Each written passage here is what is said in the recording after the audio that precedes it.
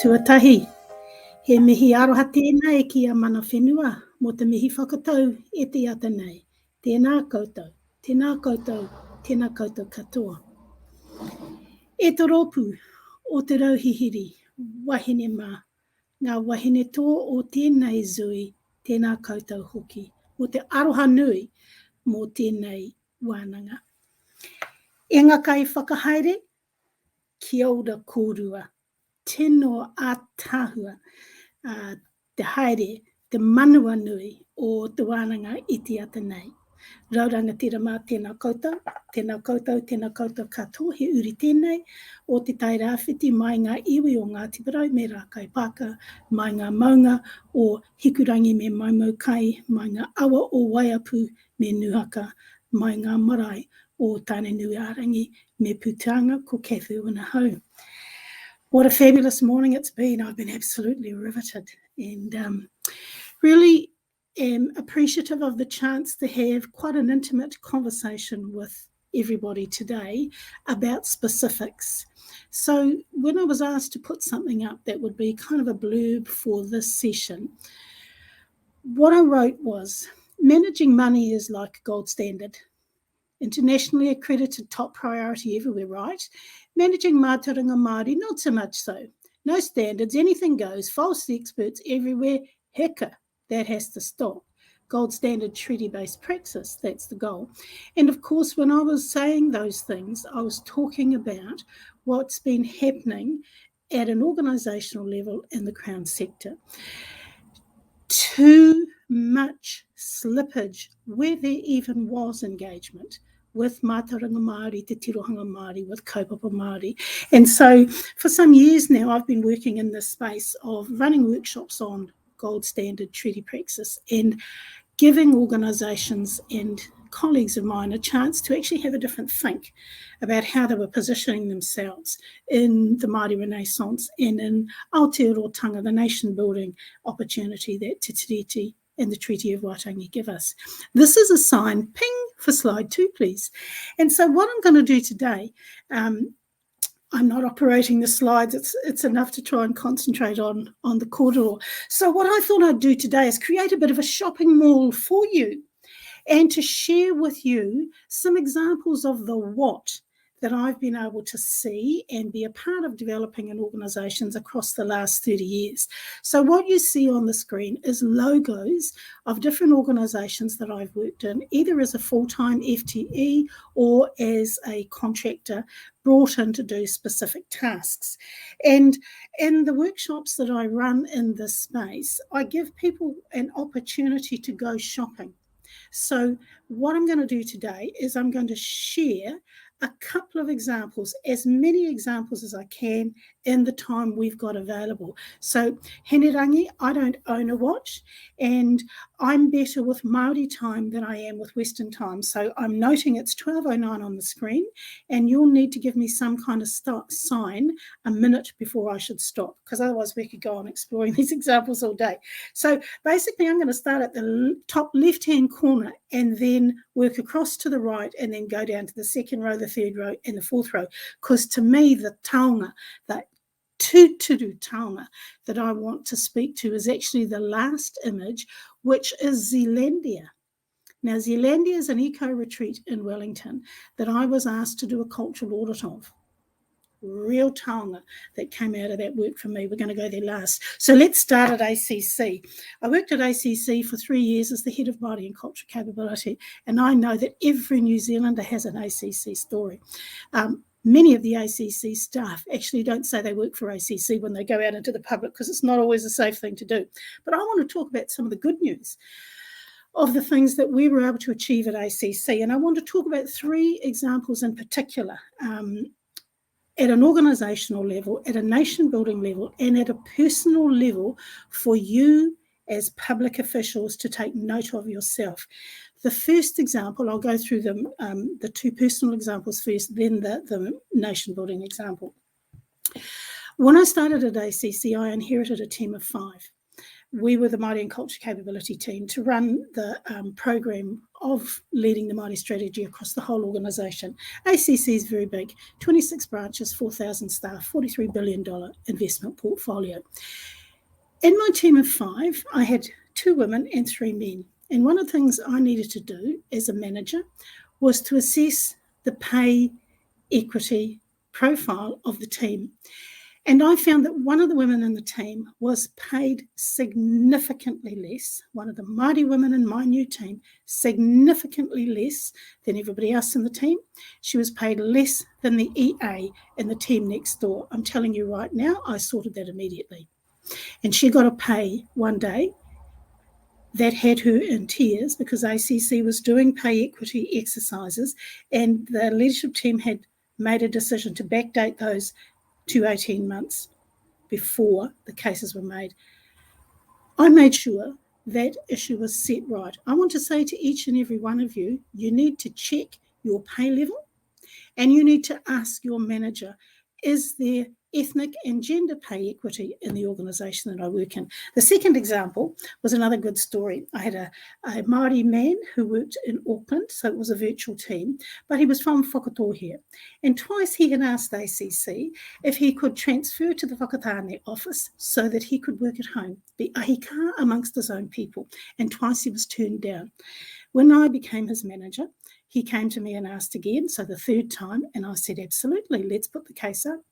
And he said, well, we put it up twice before and it hasn't worked. I said, we're going to argue it differently. We're going to argue on the basis of mātauranga Māori. We're going to argue your ahi kā if you're in the Whakatane office, and we're going to argue that no one else in the Māori and Culture Capability team works as ahi kā. We are all working as taurehiri or mātauranga outside of our tribal rohe, and there are significant differences in the leverage we can get in local contexts if we work as ahi kā and if we work as mātauranga or taurehiri. So we made the case, and HR said we'll do a 3-month trial because my manager, who was the person who turned the application down twice before, was nervous about it. So we did the 3-month trial, and then HR said to me, who's the budget holder on this initiative? I said, I am. They said, well, you're the person who can sign it off if you want to make it permanent. I said, how do we do that? They said, we draft a letter for you and you sign it. And I said, how fast can we do that? And they said, we'll have it done this afternoon. He got the letter the next day. So mātauranga Māori can be used in an HR context to create powerful, work-based, local iwi relationship contexts for organisations, even as large as ACC. And the third example was that our team gathered the evidence needed to give ACC the mandate to fund rongoa Māori. So there are 3 kinds of rongoa now funded by ACC because of the work that the people in the team I was leading did. We went out and interviewed 850 Māori people in the name of ACC. Okay, that's a big ask. A lot of people didn't want to hear about what ACC might offer, but we pursued and we persevered. And that evidence, we went to Matatini, we went to Iron Māori, we went to Ratana twice, the 100-year celebrations, and the January annual birthday celebration, because we didn't expect the people to come to us. We went to the people and asked for their support to gather this evidence. So that was another example of how rongoa Māori, when we had the voices of the people, the support of the people, the policy at ACC, which previously people had said wouldn't be able to support it, well, we found it did. The legislation we were told wouldn't be able to support it, well, we found it did, and no legislative change was needed. So the moral of the story in that also is mātauranga Māori is a powerful platform for change, and you explore every avenue in your organisation to implement it and don't be talked out of possibilities. Barnardo's was an interesting organisation, non-Māori organisation in the NGO space, and founded in England over a century ago around the issues of destitution at the whānau level and poverty in children. If you think about an organisation like that founded in England in the 19th century, and then remember that at the 2017 election, whānau issues and children's poverty were 2 of the main election issues that we were facing as a nation. So the Barnardo's kaupapa in that mainstream space, $34 million annually Barnardo's gets from the Crown, a third of the people that Bernardo's works with are Māori. So we need to be everywhere, creating change wherever these organisations are being funded by the Crown to help our people. CFFC is where I'm currently working 4 days a week, and that is the Retirement Commission, and we have a major project at the moment on what does retirement look like for Māori, and I would encourage you, we're posting the survey around that on LinkedIn and Facebook, if you do have time to fill that out for us, because once every 3 years, this organisation gets the chance to review retirement income policy and to advise the government on it. This is the first review that is treaty-based. The very first. And so we need to be saying some strong things about the status in cultural, economic and social terms for our kaumātua and what life looks like. And it doesn't look that positive. It looks fabulous on a cultural landscape. He taonga ngā kaumātua. There are some economic and social aspects that are not so fabulous. So we'd love your help with that survey.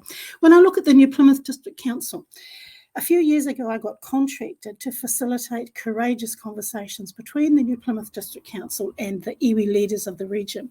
Now, you will remember this is the City Council where Andrew Judd was the mayor and where he fought and led a national campaign about the Māori wards issue.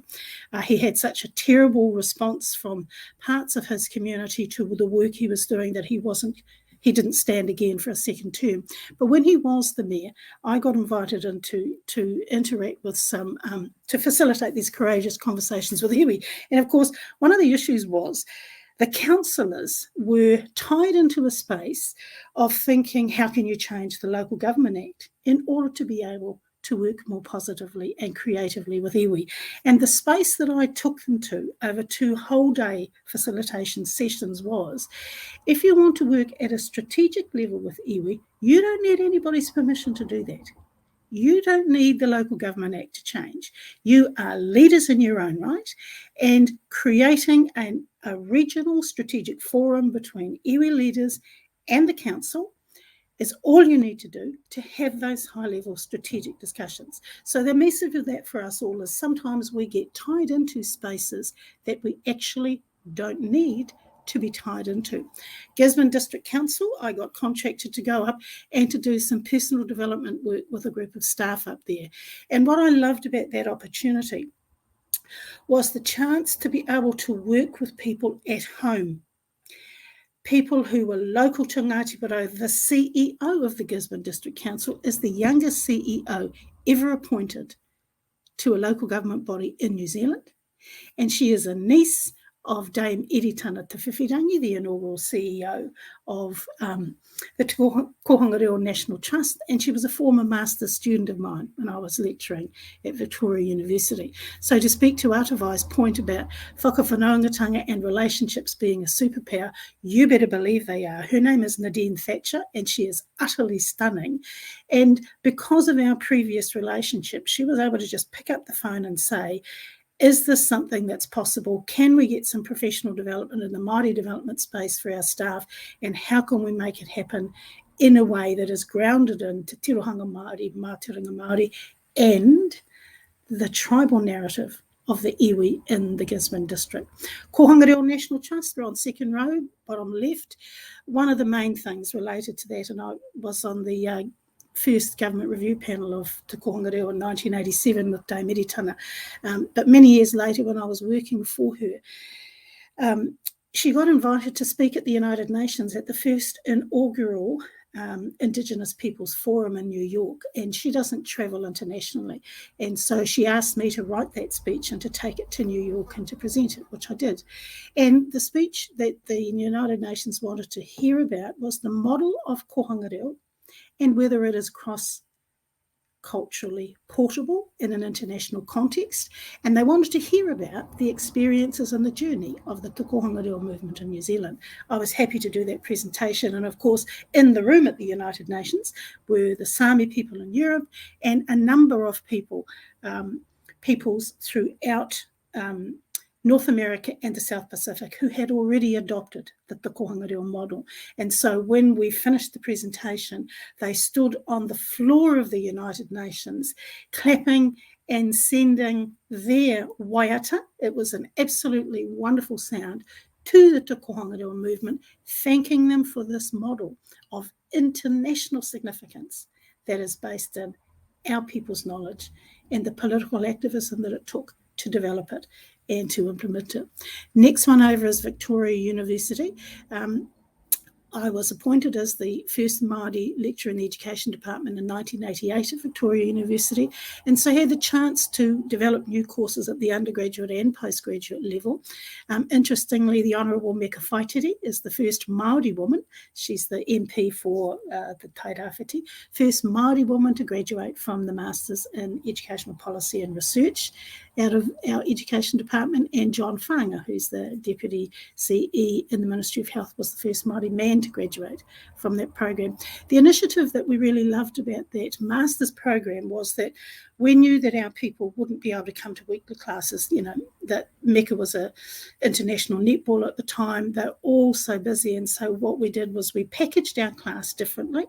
We packaged it like the MBA, and we taught it in the weekends, 6 times a year rather than once every week. And so these really busy, high-functioning senior Māori and other younger students coming through who wanted to be able to develop careers and get a postgraduate qualification at the same time came into our program because they could do it in the weekends, packaged like an MBA, fewer times a year than a weekly class. So that was an initiative that was then rolled out in the Community Education Masters program, in a number of other programs as well. But the Māori program was the one that was the innovator that broke the mold on that. I'm going to skip straight back now to Zealandia because I think I'm running out of time. And what I want to talk about with Zealandia is that when I was contracted to do a cultural audit of Zealandia, at the time, Zealandia was already an internationally recognised eco-retreat. They were winning awards all around the world for what they were doing in that international context of being a safe place in an urban environment for the flora and fauna, ngā tamariki o te wānui a tāne, to regenerate. Imagine what it was like being asked to go in and do a cultural audit of something that was like the darling of Wellington, 21 years old, run effectively and essentially by volunteers. There's a huge volunteer army that takes people on the guided tours in the weekend. And when I went in, what I found was, a stunning reserve. The tamariki o te wānui a tāne were regenerating in ways that they could have only dreamed of.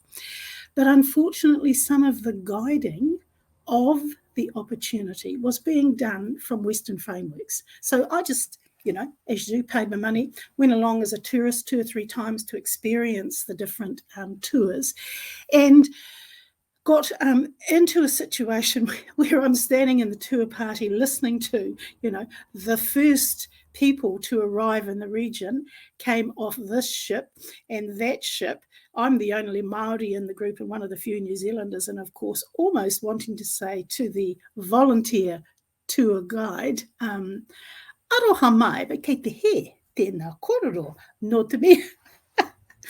Kei konei e tahi o ngā mana whenua o te takiwa. So I kind of had to zip my lip and hold that thought. But when I did the presentation back to the board, I said, look, what you've got is, you've got a beautiful wānui a tāne experience that is being overlaid with Western epistemology, and that's just not right. The story's not right. The narrative's not right. It's jarring, and you are going to get called out on it. I didn't call out any of the tour guides, but I easily could have. And so what we put to them was that the organisation had an army of eco-warriors who were doing all this volunteer touring. And I said to them, mana whenua have an army of cultural warriors, because they were looking at how to balance all of that volunteer contribution from the eco-friendly warriors that had been the guides over those 21 years. And so I kind of put a slide up with mana whenua as the cultural warriors of the rohe over generations, if not back to Te Kore itself, and said to the board, you've got an opportunity here to bring those two groups of people together to connect back to mātauranga Māori, because this initiative, this cultural audit, was fundamentally actually not about Te Tiriti or the Treaty of Waitangi. It was about mātauranga Māori in the first instance, mai te kore ki tēnei wā. So from the beginning of time, from the beginning of creation itself, which put mātauranga Māori before the treaty, 1,840 years after the kore, you have a treaty being signed which introduces a political element into how relationships might shape in the region. But long before that, Te Waiata was birthed and formed in mātauranga Māori. So I took the cultural audit there and started in that place and gave mana whenua a whakapapa right back to te kore, and then walked through a historical analysis that caught up with the treaty sometime later. So, I found that a really important exercise to do so that people can understand mana whenua and the connection through mātauranga Māori to te taiao in Māori ways and in Māori lenses. So those are a few insights. And if we go to slide 3, please. What I'm doing now is I've just recently resigned from working in the Crown sector, and I've a little consultancy, Kathie Irwin and Associates, and I'm going to work for myself now. I have 2 courses that I've developed to build cultural capability amongst people who are interested in doing that. And so one of those courses is called Rangatiratanga for Life, Becoming the CEO of Yourself. For all you gold diggers out there that are really looking for a way to get your own personal and strategic and professional development aligned. I kind of applied for a CEO job a few years ago and I didn't get it. And so after I'd finished sulking, I kind of said to myself, well, actually, are you the CEO of your own life? Let's have a little look around your own backyard and do a bit of a skills assessment on who you think you really are. And I shared with a few friends that I was doing that, and they said, oh gosh, we wouldn't mind doing a bit of a review like that ourselves. And the course was born. And I've recently developed a course on treaty-based organisational development, which is going to do a deep dive across a whole day seminar of the kinds of insights I've just done on some of those organisations. So my message to us all is, in that space of gold standard treaty praxis, let's lift the bar. Let's lift the bar to the way in which our tipuna talk about excellence, that we don't bow our head to a low mountain. We strive to get to the top of the highest mountain, because that's what excellence is all about. And we do that for a number of reasons, including the most important one, and that is that that's the excellence that our tipuna gave us when they went on the many journeys and the many exercises of transformation that they have gifted to us across the generations. So our job is not to allow people to drop the bar, and quite frankly, in some spaces, the crown bar is so low you'd break your ankles if you weren't careful. We need to be giving people the space, the support and the widow, which a number of the speakers have today, to lift that bar to gold standard. No athlete trains for years on end for the Olympics thinking, oh man, I hope I come third. I love getting bronze. Gold is the standard, and it ought to be the standard for treaty-based practice as well. Kia ora, tātou katoa. Thank you for this morning, and I look forward to being around to hear everyone else this afternoon.